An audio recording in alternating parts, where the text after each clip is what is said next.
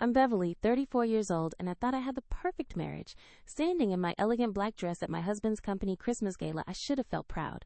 Instead, I'm hearing whispers that cut through my heart like glass. There's the frigid wife who can't satisfy him. The humiliation burns, but something cold and calculating takes over. This night will destroy everything I thought I knew about my life, but it will also give me the power to rebuild it on my own terms. Before I tell you how I made him pay for every cruel word, let me know in the comments where you're watching from and hit that subscribe button. Trust me, you'll want to see how this ends, because what I did next will shock you. Let me take you back to how this all began. I was a successful tech entrepreneur who sold my startup for $27 million when I was just 30 years old. I had everything: money, independence, and a bright future ahead of me. That's when I met Richard at a networking event in downtown Los Angeles. He was this charming corporate lawyer, ambitious and smooth-talking, with the kind of confidence that made me think I'd finally found my equal. He wasn't intimidated by my success like so many other men had been. Instead, he seemed to admire my business acumen and my drive. We dated for 8 months before he proposed on a beach in Santorini, with a ring that cost more than most people's cars. Our wedding was everything I'd dreamed of. A lavish ceremony at the Ritz-Carlton in Half Moon Bay, with 300 guests and flowers flown in from Ecuador. I felt like I was living in a fairy tale. We moved into a stunning 6-bedroom mansion in Malibu, with floor-to-ceiling windows overlooking the Pacific Ocean. For the first year and a half of our marriage, everything seemed perfect.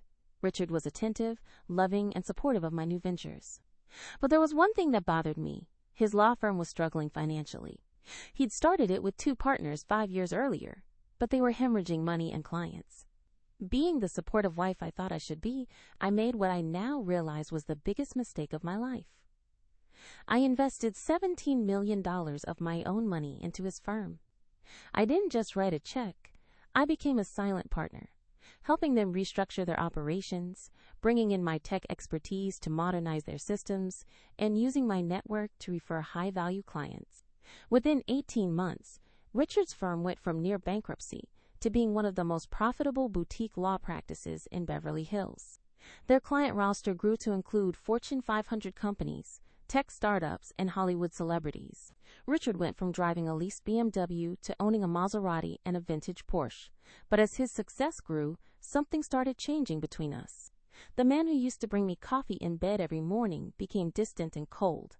The husband who used to call me 3 times a day when he was at work stopped calling altogether. Our intimate conversations turned into brief exchanges about schedules and household logistics. I told myself it was just the stress of running a successful law firm. I convinced myself that once things settled down, we'd get back to the way we used to be. But deep down, I knew something was terribly wrong. The signs were all there. The late nights that turned into all-nighters, the weekend work trips that seemed to happen more and more frequently, and the way he'd guard his phone like it contained state secrets. Tonight was supposed to be different. Tonight was Richard's firm's annual Christmas gala at the Beverly Hills Hotel, their biggest celebration of the year. I'd spent 3 hours getting ready, choosing a stunning black designer dress that hugged my curves in all the right places, having my hair and makeup done professionally because I wanted to be the perfect wife by his side as he celebrated another record-breaking year. When we arrived at the hotel's grand ballroom, I was breathtaking. The room was decorated with white roses and gold accents, with crystal chandeliers casting a warm glow over the 300 guests. Everyone who was anyone in Los Angeles legal and business circles was there. I should have felt proud to be on Richard's arm, but instead I felt like an outsider looking in. The first red flag came within minutes of our arrival. When Richard introduced me to his biggest clients, he barely acknowledged my existence.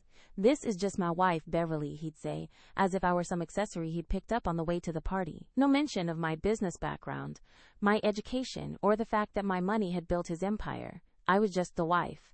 As the evening wore on, I found myself standing alone more and more often while Richard worked the room. That's when I decided to freshen up in the ladies' room, hoping to collect myself and shake off the growing feeling that something was very wrong.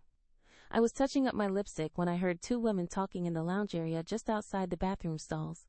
Their voices carried clearly in the marble-tiled space, and what I heard made my blood run cold. "I feel so sorry for Richard," one woman was saying. Being married to that frigid wife of his must be torture. Tell me about it, the other replied. My husband works with him, and he says everyone at the firm knows she can't satisfy a man like Richard. No wonder he found comfort elsewhere. I froze, my lipstick suspended halfway to my mouth.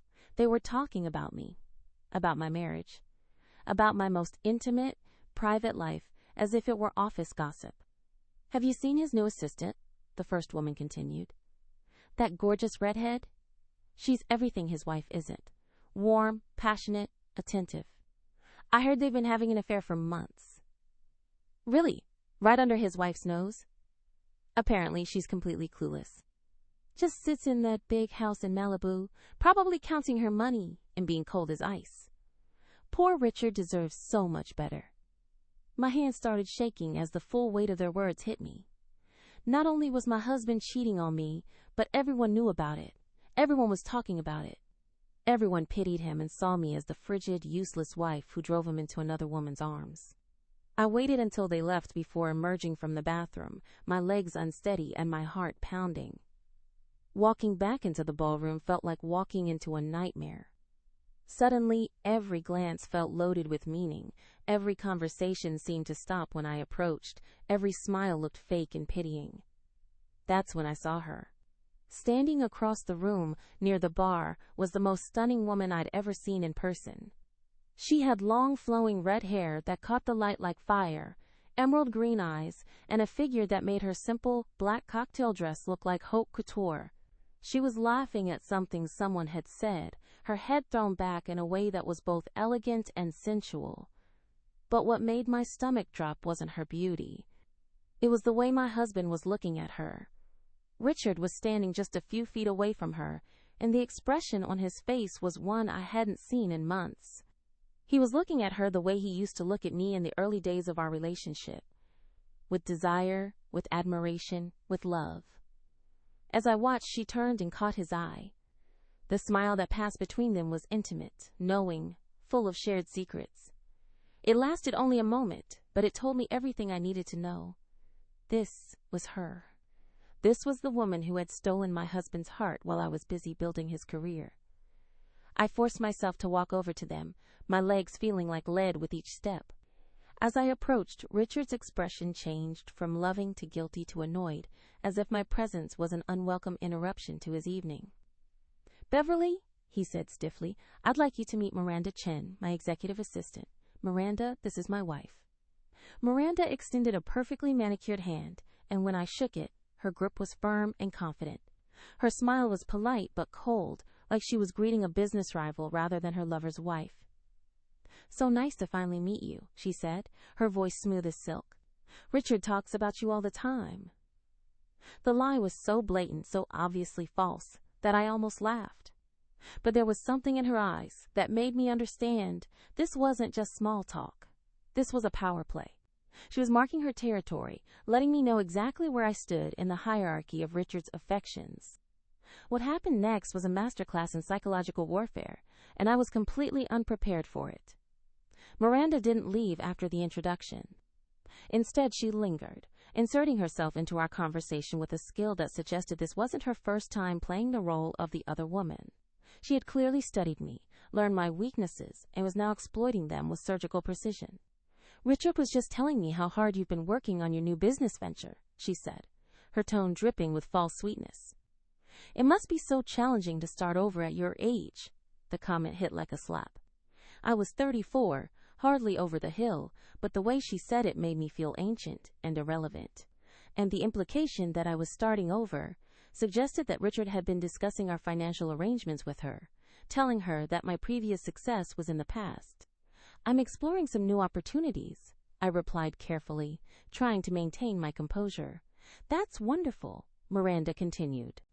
Richard works so incredibly hard, sometimes 16-hour days, building his practice. He needs someone in his life who understands the demands of his career, someone who can support him emotionally and intellectually. The message was clear. I wasn't that someone. She was. I looked at Richard, expecting him to defend me or at least redirect the conversation, but he remained silent. Worse than silent, actually. He looked uncomfortable, like he wished I would just disappear so he could continue enjoying his evening with his mistress. Richard is lucky to have such dedicated support staff, I managed to say, putting slight emphasis on staff to remind Miranda of her place. But Miranda wasn't intimidated. If anything, my subtle jab seemed to amuse her. She moved slightly closer to Richard, close enough that their arms were almost touching, and smiled at me with what could only be described as pity. "You know, Beverly, I've been thinking," she said, her voice taking on a more serious tone. "This really isn't the right environment for you, is it? All these business discussions, all these ambitious people working late into the night, making sacrifices for success. It must be overwhelming for someone who prefers a quieter, more domestic lifestyle." I felt my face flush hot with anger and humiliation. She was suggesting, in front of my husband and anyone else within earshot, that I was some kind of housewife who couldn't handle the sophisticated world of business. This from a woman whose salary I was essentially paying through my investment in Richard's firm. But she wasn't done. "Perhaps it would be better if you went home early tonight," Miranda continued, her voice getting louder, drawing the attention of nearby guests. "I'm sure Richard would understand.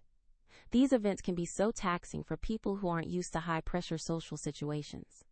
Now, we had an audience. I could see people turning to look at us, their conversations pausing as they sensed drama unfolding. The humiliation was crushing, but what was worse was the way Richard was handling it. He wasn't defending me. He wasn't shutting down his assistant's inappropriate behavior. Instead, he was looking around nervously, clearly wishing this confrontation would end, but not in a way that supported his wife.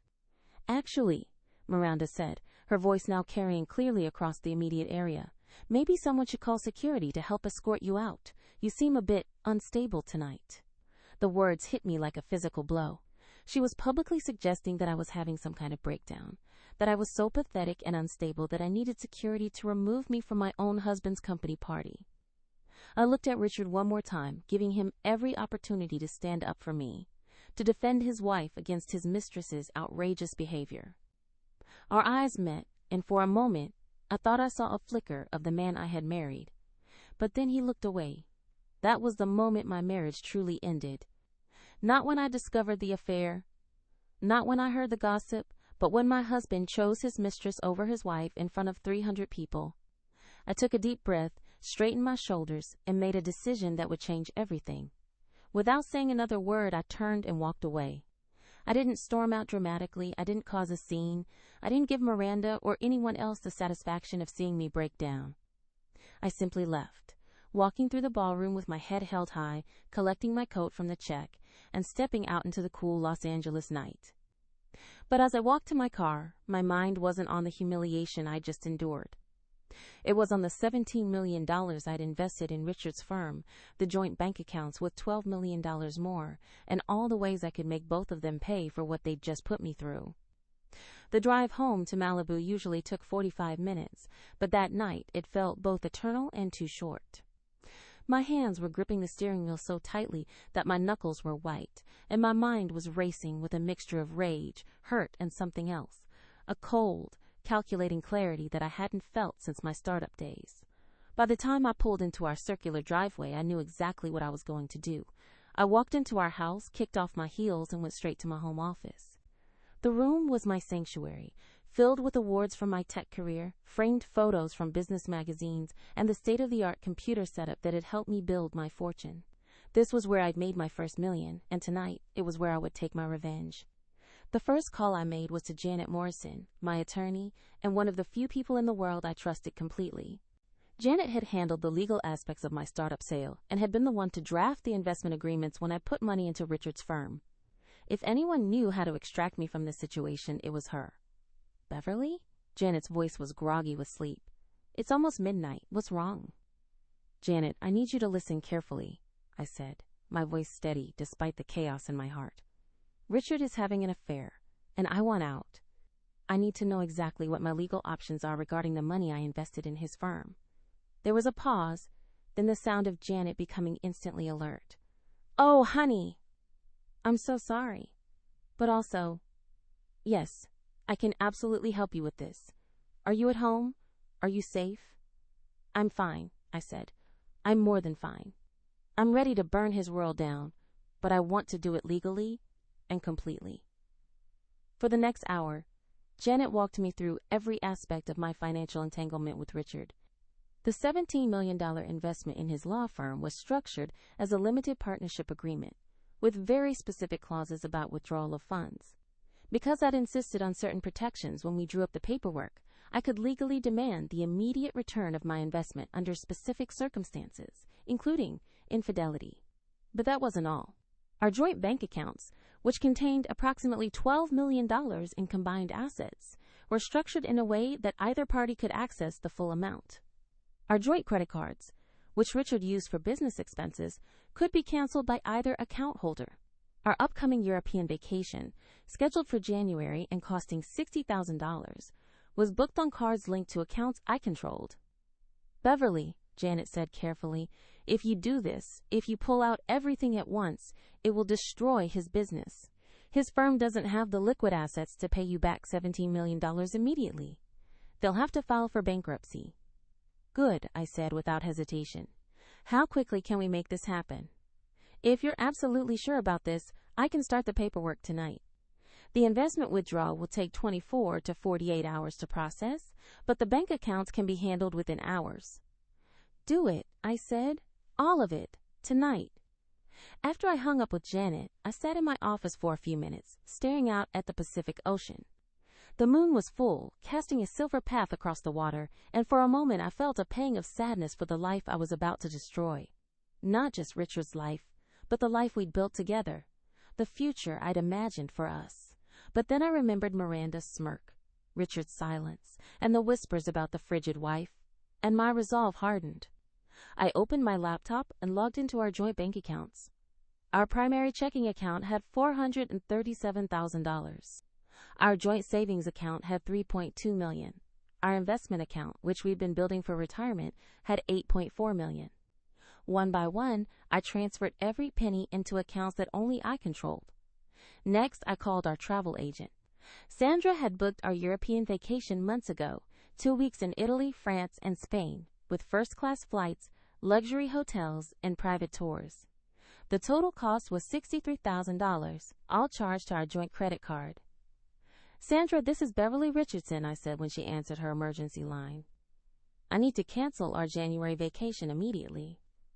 Mrs. Richardson, is everything all right? It's very late. Everything is fine, I lied smoothly. There's been a change in our plans. I need everything canceled tonight, and I need you to ensure that the cancellation penalties are charged to my husband's personal credit card, not our joint account. Of course, but the cancellation fees will be substantial, almost $15,000. Perfect, I said. Charge it all to him. My final call was to Marcus Webb, my investment broker. Marcus had been managing my portfolio for 8 years, and he was used to my middle-of-the-night calls during market hours in Asia and Europe. Beverly, it's good to hear from you, Marcus said.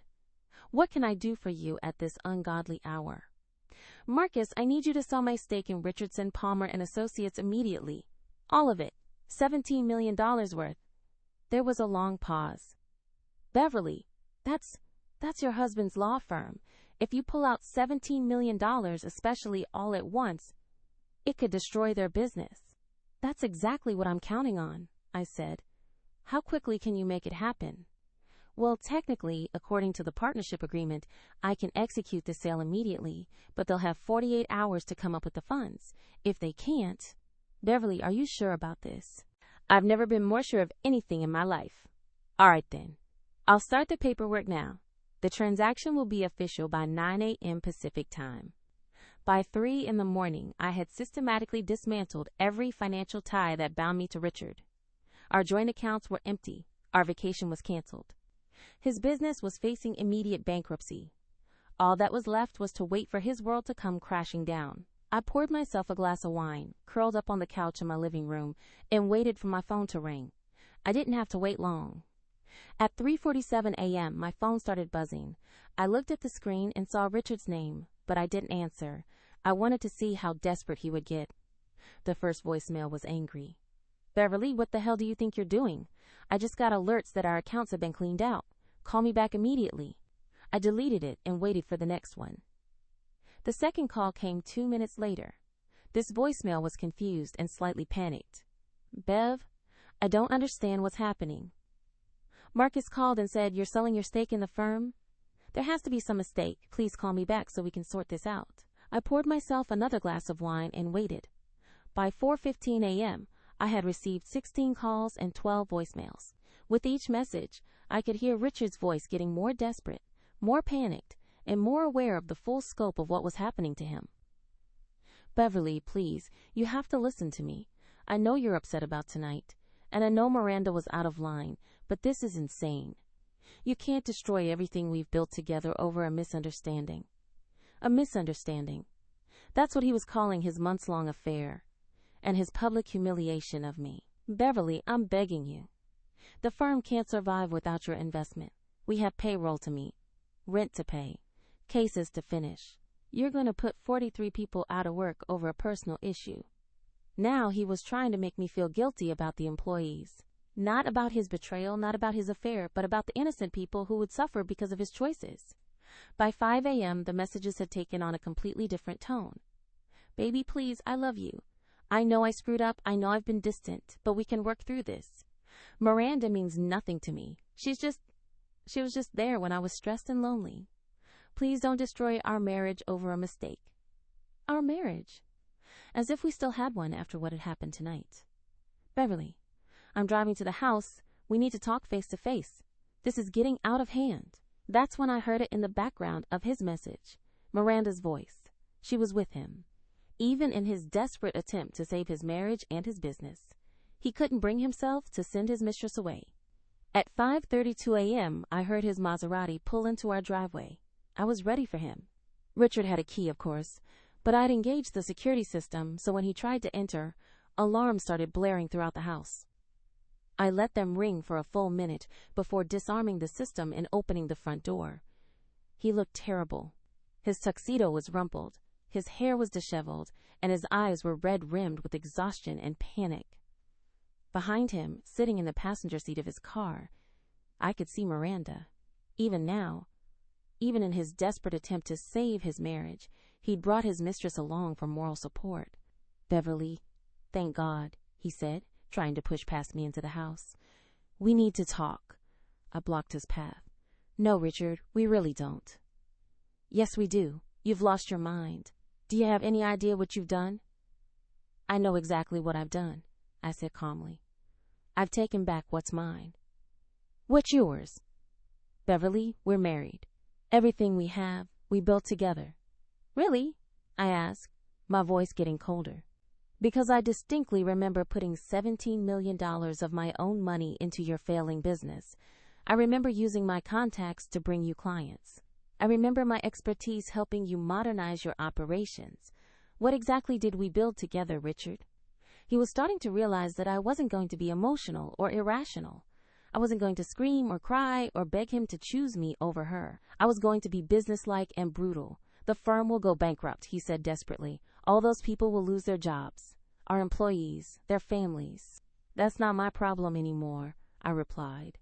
"You should have thought about them before you decided to humiliate me publicly with your secretary. She's not my secretary. She's my executive assistant, and nothing happened between us that meant anything." I almost laughed at that. Even now, he was trying to minimize what I'd seen with my own eyes. "Richard, she's sitting in your car right now, at 5:30 in the morning. After you spent the evening letting her publicly humiliate me while you stood there and said nothing."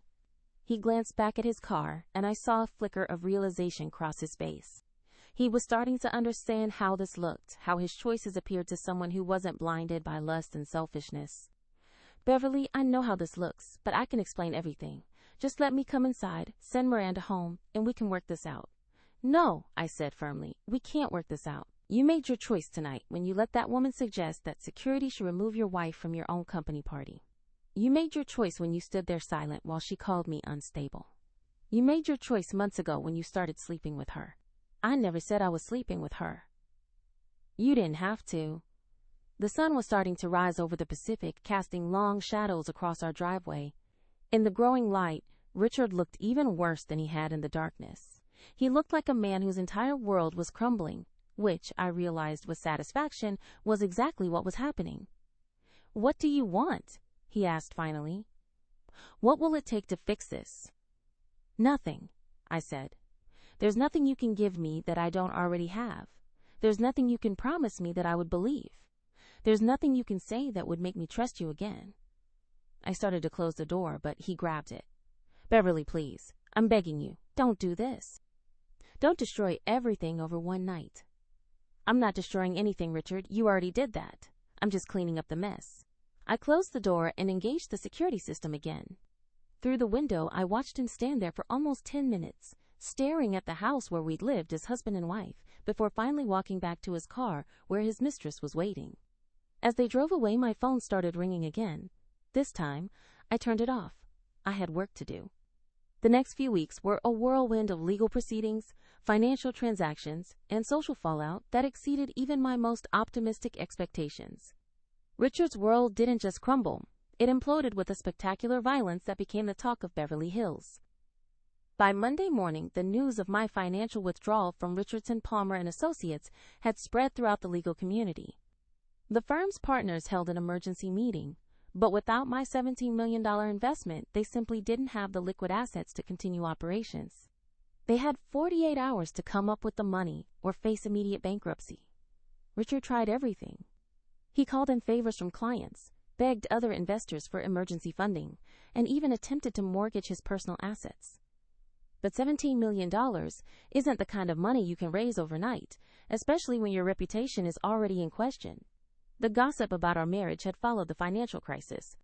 People who had been at the Christmas party were talking, and the story of Miranda's public humiliation of me, combined with Richard's silent complicity, had spread like wildfire through Los Angeles social circles.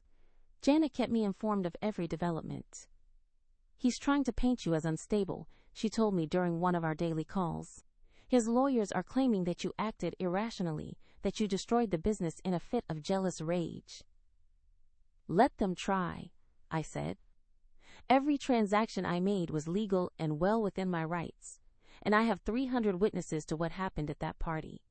By Wednesday, Richardson, Palmer and Associates had filed for Chapter 11 bankruptcy. 43 employees lost their jobs overnight. The prestigious Beverly Hills office was closed, and the firm's assets were frozen pending legal proceedings. But the personal fallout was even more devastating than the professional consequences. Miranda, who had seemed so confident and powerful when she thought she was stealing a successful man, disappeared the moment Richard's financial situation became clear. According to Janet's sources, she'd already moved on to another wealthy target, a real estate developer who didn't have a wife to inconvenience her.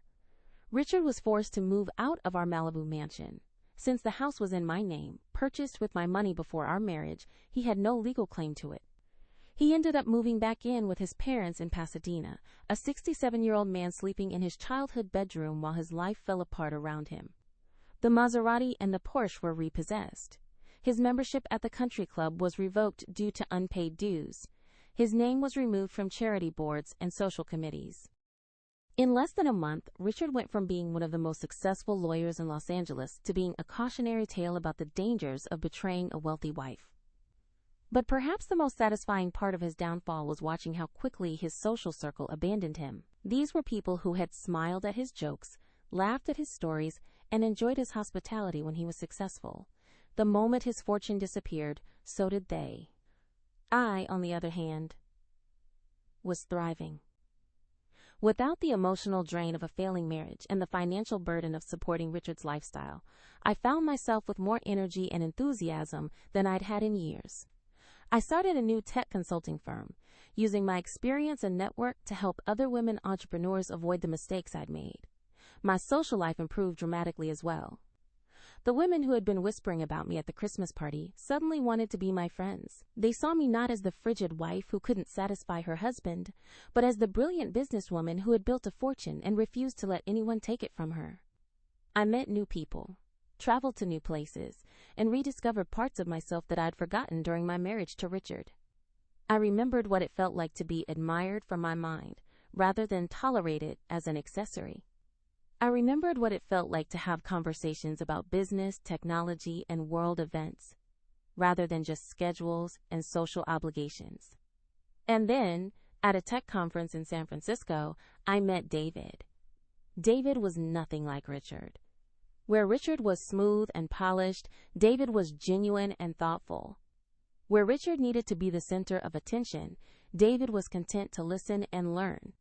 Where Richard had been intimidated by successful women once the novelty wore off, David was genuinely impressed by strong, independent partners. Our relationship developed slowly and naturally. David knew about my divorce, about what had happened with Richard, and he respected the fact that I was in no hurry to jump into another serious commitment. We spent months getting to know each other as friends before anything romantic developed, and when it did, it felt healthy and balanced in a way my marriage to Richard never had. Meanwhile, Richard's attempts to rebuild his career were failing spectacularly. Word had spread throughout the legal community about what had happened, and no reputable firm wanted to hire a lawyer who had caused a $17 million bankruptcy through his personal indiscretions. He eventually found work with a small firm in the San Fernando Valley, making a fraction of his former salary and handling cases that were far beneath his previous status. I heard through mutual acquaintances that he tried to reach out to Miranda several times, but she'd blocked his number and moved on completely. The woman he'd thought was worth destroying his marriage for had never seen him as anything more than a meal ticket, and when the meal ran out, so did she. 2 years after that devastating Christmas party, I was sitting in my new penthouse apartment in downtown Los Angeles, looking out at the city lights and reflecting on how dramatically my life had changed. My consulting firm was thriving, with a waiting list of clients who wanted my expertise. My relationship with David was steady and fulfilling, built on mutual respect and genuine affection rather than convenience and social expectations. I'd learned to trust my instincts again. The red flags I'd ignored in my marriage to Richard were crystal clear to me now, and I'd developed the confidence to address problems directly rather than hoping they would resolve themselves. The healing hadn't been easy. Despite the satisfaction of watching Richard face the consequences of his choices, I'd still had to work through the pain of betrayal, the embarrassment of being so publicly humiliated, and the grief of losing a future I'd imagined for myself. I'd spent months in therapy, learning to separate my self-worth from other people's opinions and behaviors. I'd had to forgive myself for the signs I'd missed, the red flags I'd ignored, and the ways I'd compromised my own values in an attempt to be the perfect wife. But perhaps most importantly, I'd learned the difference between being loved and being tolerated. Richard had tolerated me when I was useful to him, when my money could solve his problems and my connections could advance his career. But he'd never truly valued me as a person, never respected my intelligence and achievements, never seen me as an equal partner in our marriage. David, on the other hand, celebrated my successes without feeling threatened by them. He encouraged my ambitions without trying to control them. He supported my independence while also being a true partner in our relationship. I still heard about Richard occasionally through the Los Angeles legal gossip network. He'd never recovered professionally or personally from the bankruptcy. His parents had helped him avoid complete financial ruin, but his reputation was permanently damaged. He'd been forced to take a position with a small firm that primarily handled personal injury cases and minor criminal defense work, a far cry from the high-profile corporate law he'd practiced when my money was backing his firm. More than once, mutual acquaintances told me that Richard had asked about me, had wondered if I was happy, had expressed regret about how things had ended between us. But I felt nothing when I heard these reports. Not satisfaction, not anger, not sadness. Just nothing. He'd become irrelevant to my life, a cautionary tale from my past, rather than a source of ongoing pain. Miranda had also faded into irrelevance. I'd heard she'd married her real estate developer and was living in a mansion in Bel Air, but her victory felt hollow. She'd gotten what she wanted, a wealthy husband and a luxurious lifestyle. But she'd also gotten exactly what she deserved, a relationship built on money rather than love, with a man who would undoubtedly replace her with a younger model when the novelty wore off, just as she'd expected Richard to replace me. The most surprising part of my journey was how much I'd grown to appreciate my own company. During my marriage, I'd been so focused on being the perfect wife, on supporting Richard's career, and maintaining our image as the ideal power couple, that I'd lost touch with my own interests and desires. Now I filled my time with things that genuinely brought me joy. I read voraciously, traveled extensively, and pursued hobbies I'd abandoned during my marriage. I learned to cook, took up photography, and even started learning Spanish. I discovered that I was actually quite good company for myself, and that my happiness didn't depend on having a man's approval or validation. When I did choose to share my life with David, it was from a position of strength and wholeness rather than need or desperation. I brought my complete, healed self to our relationship, and he did the same. We enhanced each other's lives rather than completing them, and that made all the difference. Looking back on that night at the Christmas party, I realized that Miranda had actually done me a favor. Her cruelty had forced me to see the truth about my marriage, about Richard, and about myself. Without her public humiliation, I might have continued living in denial, making excuses for Richard's behavior and accepting less than I deserved. Her words, "Security should remove this useless woman," had been intended to destroy me. Instead, they'd liberated me. They'd shown me exactly how little respect my husband had for me and given me the clarity I needed to take decisive action. I wasn't useless. I never had been. I was a successful entrepreneur, a brilliant businesswoman, and a woman of tremendous worth and value. The only useless thing in my life had been a marriage that diminished rather than celebrated those qualities. Sometimes, the best revenge isn't about making someone else suffer. Sometimes, it's about refusing to suffer yourself. It's about knowing your worth and acting on it, regardless of what anyone else thinks or says. Richard had lost $17 million, his business, his reputation, and his wife because of his choices. But more than that, he'd lost the opportunity to be married to someone who would have moved mountains for him if he'd just treated her with basic respect and fidelity. That was his loss, not mine. My phone buzzed with a text from David. "Dinner tomorrow at that new Italian place? I made reservations for 7. I smiled and typed back, "Perfect. Can't wait." As I prepared for bed that night, I caught a glimpse of myself in the mirror. The woman looking back at me was confident, successful, and genuinely happy. She bore little resemblance to the insecure, desperate-to-please wife who had stood in a hotel bathroom 2 years ago, listening to strangers mock her marriage. That woman had been broken by betrayal. This woman had been forged by it, and that, I realized, was the most powerful revenge of all. As I finish telling you this story, I want you to understand something important. This isn't just about a cheating husband or a vindictive wife. This is about knowing your worth and refusing to accept less than you deserve, even when everyone around you suggests you should be grateful for crumbs. The night Miranda called me useless, she revealed a truth that went far beyond my marriage. She showed me that I'd been allowing people to define my value based on their needs rather than my contributions. I'd been so focused on being the supportive wife that I'd forgotten to be the powerful woman I'd always been. When I walked out of that party, I wasn't just leaving my husband's infidelity behind. I was walking away from a version of myself that I no longer recognized or respected. The woman who had built a tech empire from nothing had somehow become someone who apologized for taking up space in her own life. But here's what I learned. Your worth isn't determined by how well you can tolerate disrespect. It's not measured by how much abuse you can endure in the name of keeping peace.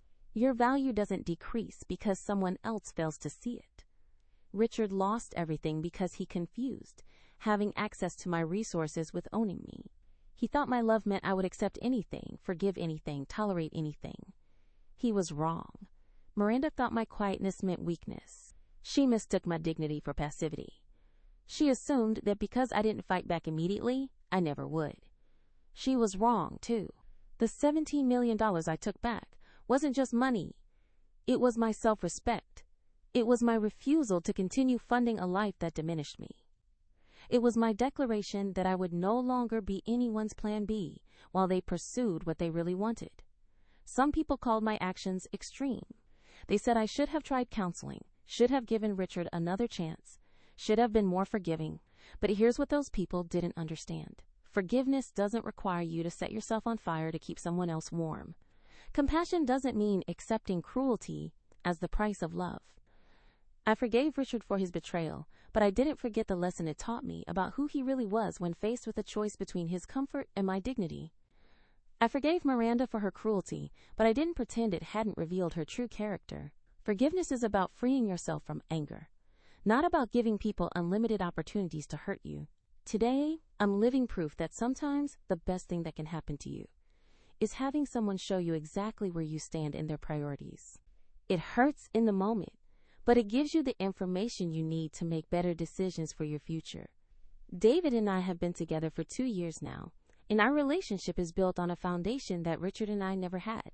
Mutual respect. David celebrates my successes instead of feeling threatened by them. He supports my independence instead of trying to control it. He values my opinions instead of dismissing them. The difference is remarkable. But even more importantly, I learned that I don't need anyone else's validation to know my worth. I don't need a man to complete me or define me or give my life meaning. I am complete on my own, and when I choose to share my life with someone, it's because they add value to an already fulfilling existence, not because I need them to fill a void. To everyone watching this who might be in a similar situation, who might be tolerating disrespect because you're afraid of being alone, who might be accepting less than you deserve because you've been convinced that's all you're worth, I want you to remember this. You are not useless. You are not too much. You are not asking for too much when you expect basic respect and fidelity from the people who claim to love you. Your silence doesn't make you weak. Your kindness doesn't make you a doormat. Your willingness to work on problems doesn't make you responsible for fixing everything that's wrong in your relationships. But your refusal to accept disrespect makes you powerful. Your willingness to walk away from situations that diminish you makes you strong. Your insistence on being treated with basic human decency makes you someone worth knowing and loving. Trust your instincts. If something feels wrong, it probably is. If someone's actions don't match their words, believe the actions. If you find yourself making excuses for someone else's behavior toward you, stop and ask yourself why you're working so hard to justify being treated poorly. You deserve better. You've always deserved better. And the moment you truly believe that, everything changes. I want to hear from you in the comments. Have you ever found yourself in a situation where someone tried to make you feel useless or worthless? How did you handle it? What advice would you give to someone going through something similar right now? Your stories might help someone else find the courage to value themselves the way they deserve to be valued. If this story resonated with you, please hit that like button and subscribe for more real-life stories about finding your strength in difficult situations. Share this video with anyone who might need to hear this message, because sometimes we all need a reminder that we're worth more than we're settling for. Thank you for listening to my story, and remember, you are never useless to the right people. If someone treats you like you are, they're showing you exactly who they are. Believe them and act accordingly. Take care of yourselves, and I'll see you in the next video.